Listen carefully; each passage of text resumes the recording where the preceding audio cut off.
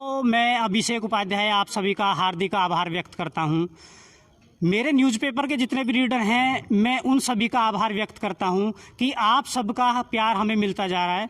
और जो हमने शिक्षा मित्र और दिल्ली के गेस्ट टीचरों की लड़ाई की जो मुहिम छेड़ रखी है, उसमें आप हमारा साथ दे रहे हैं, हमारे साथ जुड़ रहे हैं।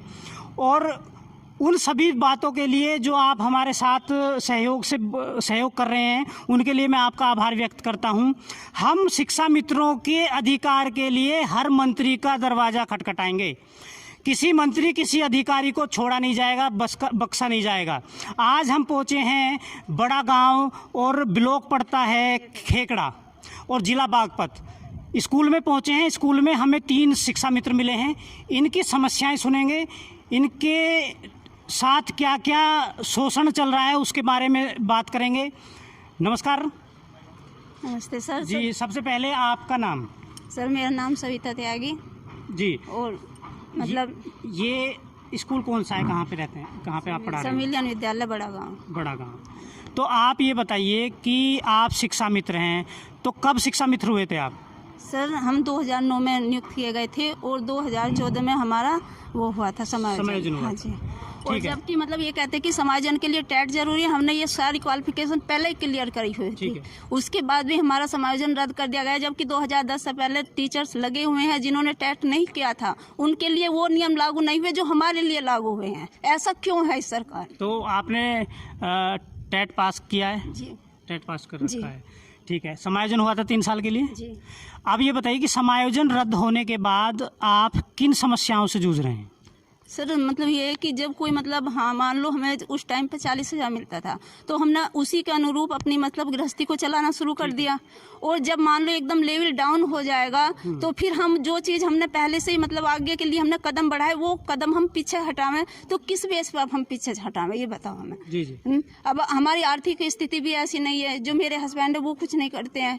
मेरे पास बच्चे कितने बच्चे हैं परिवार में? कौन मेरे पास 2 बच्चे हैं, सास ससुर हैं। आप ये बताओ, तो उनका एक सिर्फ मैं करने वाली हूँ। हस्बैंड कुछ नहीं करते? नहीं। तो आप देख रहे हैं कि शिक्षा मित्र योग्य हैं, शिक्षित हैं, टेट पास हैं। कुछ लोग इनके ऊपर उंगली उठाते हैं कि जी शिक्षा मित्र योग्य नहीं है। अब तो मैं ज़मीनी हकीकत और आप सबके सामने दिखा रहा हूँ कि शिक्षा मित्र योग्य है या नहीं है। जो व्यक्ति टेट पास कर सकता है, क्या वो योग्य है या नहीं है? DTC टेट सब कुछ किया हमने, जो क्वालिफिकेशन गवर्नमेंट को चाहिए थी वो हमने की, लेकिन फिर भी हमारे साथ क्यों हुआ ऐसा? तो समस्याएं बहुत हैं। अभी हम आपसे दोबारा बात करेंगे। अब हमारे साथ एक शिक्षा मित्र और हैं, इनका नाम जानेंगे। शालू त्यागी। जी, शालू त्यागी जी हैं। जी। आपका समायोजन हुआ था? नहीं सर, समायोजन भी नहीं हो पाया। ठीक है। आप ये बताइए, आप किन किन समस्याओं का सामना कर रहे हैं? सर मेरी 2008 में मेरी शादी हो गई थी, 2005 में मेरी नियुक्ति थी। तो जैसे 2008 में मेरी शादी हुई तो मैं ससुराल से ही आती जाती हूँ। ठीक है। तो सर ससुराल कितना दूर है आपका यहाँ से? सर मेरी 35 किलोमीटर। तो 35 किलोमीटर आप 35 किलोमीटर जाती भी हूँ और आती भी हूँ पर डे? जी। तो सबसे बड़ी समस्या तो सर मेरे साथ में यही है। दोबारा नाम बताना बोलो। शालू त्यागी। शालू त्यागी जी हमारे साथ हैं। और खेकड़ा स्कूल है एक प्राथमिक विद्यालय नंबर 2, बड़ा गाँव। मैं यहाँ के जो सत्ताधारी हैं और जो अधिकारी हैं, मैं उनसे ये सवाल पूछना चाहता हूँ कि एक महिला शिक्षा मित्र जो 35 किलोमीटर से एक स्कूल में आती है जाती है, तो वो कैसे पढ़ाएगी और कैसे अपने परिवार को देखेगी? तो क्या इस देश के सत्ताधिकारी जो हैं, जो सत्ताधारी हैं, जो इस देश के अधिकारी हैं, जो कर्ता धर्ता हैं, क्या उनको ये समस्याएं दिखाई नहीं देती या वो आँख पर पट्टी बांध कर बैठ गए हैं? ये तो मैं ज़मीनी हकीकत दिखा रहा हूँ। और यहाँ के जो अधिकारी हैं, जो डीएम साहब हैं, डीएम साहब भी ये देखें कि एक महिला शिक्षा मित्र 35 किलोमीटर से आ रही है, 10,000 रुपये केवल वेतन मिलता है। तो और भी बात करते हैं इनकी समस्याएं। जी बताइए। सर मेरे आने जाने का कोई साधन भी नहीं है, उधर ना ही कोई बस मिलती ना ही कोई ऑटो मिलता, ऐसी लटक झटक के आना पड़ता है। जब भी स्कूल में आती हूँ थोड़ा सा लेट होगी तो भाई लेट क्यों होगी, तो सारी समस्या फिर स्कूल में बतानी पड़ती है। परिवार में कौन कौन है आपके? परिवार में मेरी सास है, मेरे ससुर थे, ससुर अभी कैंसर से एक्सपायर हो गए, मेरे हस्बैंड है, तो सर सारा काम वाम सब ऐसी चौपट होगा। तो 10,000 में बताओ घर की कैसे पालन कैसे करा जाए? बच्चे मेरे 2 हैं, एक मेरी बेटी है 5 साल की, मेरा बेटा है 13 साल का। तो सर मुझे रहना तो कायदे में वही चाहिए, लेकिन मेरे इस स्कूल के आने जाने की वजह से सर जब मेरा पालन पोषण नहीं होगा तो कैसे करूँगी मैं सर? स्कूल आने जाने की समस्या, कितना घंटा लगता है आपको यहाँ आने में? सर पूरे 1.25 घंटे लग जाते हैं, और अगर कन्वेंस मिले तो मुझे पूरा 1.25 घंटा तो लग ही जाता है। हम मोटा मोटा 1.5 घंटा मान लेते हैं औसतन। 1.5 घंटा आने का, 1.5 घंटा जाने का, 3 घंटे एक शिक्षा मित्र 10,000 रुपये वेतन में केवल 3 घंटे तो ट्रेवल ही करता है। तो ये अपना परिवार बच्चों को कैसे देखेंगे? अच्छा, जो किराए का पैसा है वो अगर हम टोटल बात करें, महीने में आपको कितना किराया लग जाता है? सर महीने में मेरा 3,000 3,500 का लग जाता है। ठीक है, 3,000 रुपये। मेरे जो दर्शक हैं, मैं इनसे क्वेश्चन पूछना चाहूँगा कि जिस शिक्षा मित्र ने 3-3,500 रुपये दे दिया किराए में, तो उसको कितना बचा, और जो बचा उसमें वो कैसे संतुष्ट रहेगा, कैसे गुजारा करेगा, वो कैसे पढ़ाएगा? उसका जो मानसिक तनाव है वो तो बढ़ता ही रहेगा। तो वो बच्चों को पढ़ाने पे कैसे मन लगाएगा? बच्चों को पढ़ाएगा कैसे? जो शिक्षक, अगर वो अपनी समस्याओं में ही ग्रस्त रहेगा तो इन समस्याओं का निराकरण सरकार क्यों नहीं करती है? यदि उत्तराखंड में शिक्षा मित्रों को पॉलिसी दी जा सकती है, उनको पक्का किया जा सकता है, हरियाणा में किया जा सकता है, तो उत्तर प्रदेश में कौन सी ऐसी चीज़ है जो शिक्षा मित्रों को पक्का होने से या इनकी पॉलिसी बनने से रोक रहा है? जिस देश का शिक्षक ही गर्त में है, उस देश का भविष्य निर्माण कैसे होगा?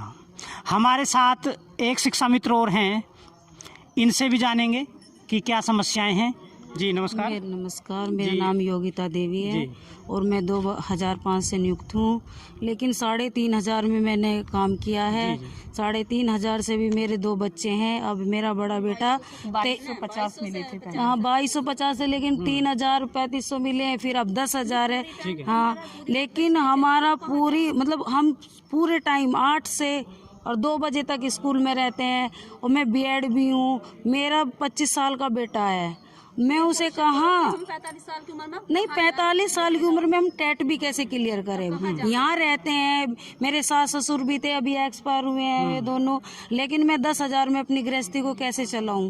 भाई मेरा बच्चा है, मैं उसे बाहर भी भेज सकती हूँ, भाई कोचिंग कर लीजिए, मेरे पास पैसा ही नहीं तो भेजूंगी कहाँ? आपके परिवार में कौन कौन है और हस्बैंड क्या करते हैं? मेरे हस्बैंड प्राइवेट दुकान करते हैं डॉक्टरी की। अच्छा, हाँ जी, और परमानेंट तो है नहीं है। बच्चे 2 हैं, बच्चा BSc बायोटेक कर रहा है, लेकिन वो भी हमने लोन लेकर उसको करा रहे हैं। अब लोन कैसे तारे?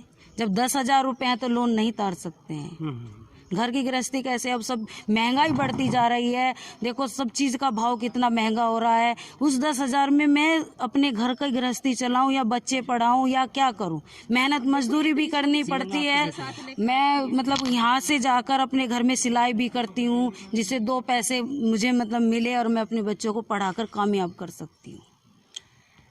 समस्याएं बहुत हैं। जीरो लेवल पर जाकर, ग्राउंड लेवल पर जाकर समस्याएं पता चलती हैं, लेकिन देश का जो सत्ताधारी है और जो अधिकारी है वो तो एसी रूम में बैठा है, एसी गाड़ी में चलता है, तो उसे ज़मीनी हकीकत की समस्या कैसे पता चलेगा?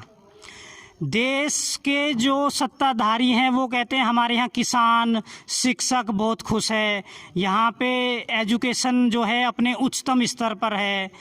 हम सवाल ये करते हैं सत्ताधारियों से, अधिकारियों से, कि जब शिक्षक ही परेशान है तो इस देश का भविष्य का निर्माण करता वो है शिक्षक, और इस देश के भविष्य का निर्माण करता है किसान।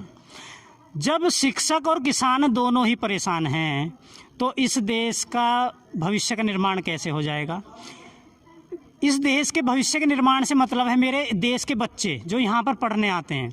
जब शिक्षक अपनी समस्याओं में उलझा रहेगा, परेशानियों में रहेगा, अवसाद में रहेगा, डिप्रेशन में रहेगा, तो वो उच्चतम शिक्षा कैसे दे पाएगा अच्छी शिक्षा कैसे दे पाएगा अगर वो खुद ही तनावग्रस्त है। सरकार को इनके बारे में सोचना पड़ेगा, इनकी समस्याओं का निराकरण करना पड़ेगा। मौलिक भारत न्यूज़ इनकी समस्याएं लड़ता रहेगा जब तक इनको इनका अधिकार नहीं मिल जाता है। हम इनसे और भी कुछ जानना चाहेंगे। जी, आपका कोई संदेश इस सरकार से, कोई आपकी मांग? सर बस यही मांग है कि मतलब जो मतलब सब राज्यों में जिस बेस पे किया जा रहा है उसी तरह से यूपी में भी करा जाए। यूपी में इतना मतलब जो बर्ताव व्यवहार हो रहा है वो इस तरीके से क्यों करा जा रहा है? नहीं सर, शिक्षक बनाया जाए, शिक्षक बनाया जाए और हमें वेतन दिया जाए। अब ये देखो कि महंगाई कितनी बढ़ती जा रही है। महंगाई के हिसाब से भाई जो नेता हैं उनके तो अपने एसी में रहते हैं, हम लोगों को क्यों नहीं कर रहे? हमारी क्यों नहीं मांगे पूरी कर रहे? हमें सामान, जब हम पूरा काम भाई सामान काम कर रहे हैं तो समान वेतन दिया जाए। बिल्कुल जी, जब हम सर शिक्षा मित्रों के ही हवाले स्कूल चल रहा है सर, क्योंकि शिक्षा मित्र टाइम से आना जाना नहीं है, बिल्कुल टाइम से आते हैं शिक्षा मित्र, ऐसी बात नहीं है नहीं आते। अगर शिक्षा मित्र लेट हो जाते हैं, शिक्षा मित्र पे ही क्यों पाबंदी होती है? 10,000 रुपए मिलते हैं और 10,000 रुपए भी शिक्षा मित्रों को ही क्यों इतना सबको सुनना पड़ता है? 3 शिक्षा मित्र जब वहाँ बीएससी ऑफिस में भी जाते हैं ना तो उन्हें उस नजर से देखा जाता है कि ये शिक्षा मित्र है, उन्हें गेट से बाहर खड़ा कर दिया जाता है, ये शिक्षा मित्र है। इज्जत की नजर से नहीं देखा जाता, बिल्कुल नहीं देखा जाता सर। एक हीन शिक्षा मित्र को देख के हीन भावना है उनके कि ये शिक्षा मित्र हैं, उनके मतलब शिक्षा मित्रों को हीन भावना से देखते हैं। छुट्टी तक भी नहीं मिलती, क्यों नहीं मिलती? हमारे लिए भी तो 14 छुट्टियां ऐसी हैं जैसी इन सब की छुट्टियां हैं, हमारे लिए ही क्यों ये 10-11 छुट्टियां होती है? जैसे हमारे लिए 11 छुट्टी हैं तो हम महीने में जैसे एक छुट्टी मतलब अलावा हम एक छुट्टी ले सकते हैं। जैसे हमें इस महीने में कोई जरूरत नहीं है, हम छुट्टी नहीं लेते, तो जो हमारा दूसरा महीना उसमें हमें 2 छुट्टी लेनी चाहिए। तो हमारी जो वो एक छुट्टी है वो हमारी ऐड नहीं होती और उसे हमारी काट दी जाती है, क्योंकि जिसमें हमने बचा रखा। जैसे शिक्षक बचाते हैं कि हम 14 छुट्टियां हैं हमारी, 4 छुट्टी हम अगले महीने में ले सकते हैं, ऐसे हमें छुट्टी नहीं मिलती है। हमें 2 छुट्टियां अगले महीने में दे दे, उस छुट्टी में जिस महीने में हमने नहीं ली है, लेकिन वो हमारी कट जाती है, वो ऐड नहीं होती। 12 महीने में 12 महीने की मिलती है। 12 महीने में एक साल में 12 महीने होते, तो आपको वेतन कितना मिलता है? 11 महीने का मानदेय मिलता है। वेतन 11 महीने का। 11 महीने का जी। तो हमारे साथ 3 शिक्षक हैं, महिलाएं हैं। महिला अध्यापक शिक्षा मित्र होने के साथ साथ मातृशक्ति भी हैं, अवसाद में हैं, परेशान हैं। एक सबसे बड़ी समस्या जो मुझे आज ही पता चला है, इन लोगों ने आपको बताया भी, कि एक शिक्षा मित्र को अधिकारी भी और अन्य गणमान्य लोग जो हैं वो एक नीची दृष्टि से देखते हैं। क्या ये टीचर नहीं है, क्या ये योग्य अध्यापक नहीं है जो इनको हीन भावना से देखा जाता है? हम स्कूल पहुँचे हैं, हम आपको दिखा भी देते हैं। ये प्राथमिक विद्यालय नंबर 2 बड़ा गांव, आप देख सकते हैं सरस्वती की तस्वीर लगी हुई है। कैमरामैन से कहूँगा एक बार दिखाएं तस्वीर, जो है लक्ष्मी, ये सरस्वती जी की लगी हुई है, सरस्वती माँ यानी महिला। और महिला अध्यापक की ही हम बात कर रहे हैं, महिला अध्यापक हमारे साथ हैं। समस्याएं आप सबने सुनी, इतनी समस्याएं हैं कि गिनते गिनते हम भी थक जाएंगे। और मौलिक भारत न्यूज़ शिक्षा मित्रों की लड़ाई लड़ता रहेगा, पीछे हटेगा नहीं। हम लोगों से, जो शिक्षा मित्र हैं, उनसे स्कूल जाकर मिल रहे हैं, उनकी समस्याएं ले रहे हैं, और एक दिन ये ही हमारी सबसे बड़ी ताकत बनेगी और हम इनका अधिकार दिला के रहेंगे। मौलिक भारत न्यूज़ बार बार कहता है कि मौलिक भारत न्यूज़ शिक्षा मित्रों के साथ है। उन्हें घबराने की, डरने की या अवसाद में रहने की, या सबसे बड़ा जो मैं कहने जा रहा हूँ, आत्महत्या करने की ज़रूरत नहीं है। आप आत्महत्या ना करें। मैं बार बार कहता हूँ, अभी 22 तारीख में शाहजहांपुर में एक शिक्षा मित्र ने फांसी खा ली, आत्महत्या कर ली। मुझे सबसे बड़ा दुख हुआ, क्योंकि मैं आपकी आवाज़ उठा रहा हूँ। आपको लड़ना है, अपनी आवाज़ बुलंद करनी है, मरना नहीं है। अपने अधिकार के लिए लड़िए और अधिकार आपका ज़रूर मिलेगा।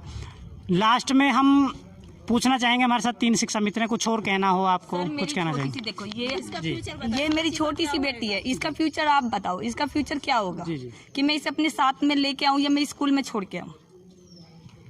तो आप देख रहे हैं समस्या बहुत है। अब बच्चे हैं 35 किलोमीटर से आती हैं, बच्चों को घर पे कौन देखेगा, इनको आने जाने में ही 3-3.5 घंटे लग रहे हैं।